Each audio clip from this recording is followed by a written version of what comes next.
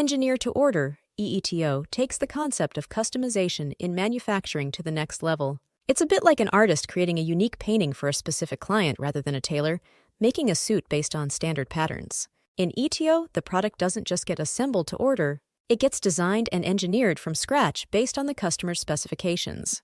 The key characteristics of engineer to order include its high levels of customization. ETO products are highly customized, much like a bespoke piece of art. Each product is unique, designed from the ground up. It has a very complex design process. The design process is intricate, involving detailed engineering. It's like drawing the blueprint for a custom-built house. This can lead to longer lead times. Due to the design and production complexity, ETO often has longer lead times. It's akin to waiting for a custom-built house to be constructed. Customers are also deeply involved in the design process, similar to a client working closely with an architect, which often leads to ETO being extremely resource-inventive. ETO requires significant resources, both in skilled labor and materials. So what are the advantages of ETO?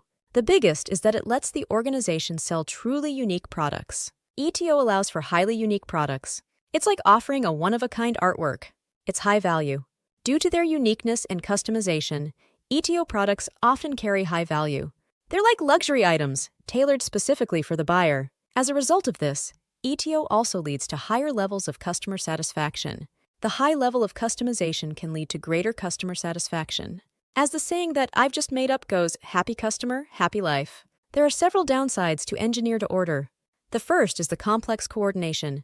Managing the design, sourcing, and manufacturing processes is complex. It's like conducting an orchestra where every musician plays a critical part. It has higher costs than normal. The high level of customization and skilled labor required makes ETO costly. It's akin to the expenses of crafting a luxury yacht. There's also an increased risk of errors. With complexity comes the risk of errors in design or production. It's like the risk involved in creating a complex piece of architecture. In essence, engineer to order in supply chain planning is about creating highly specialized, unique products from the ground up. It demands meticulous planning, close customer collaboration, and a flexible, skilled workforce to bring these bespoke creations to life.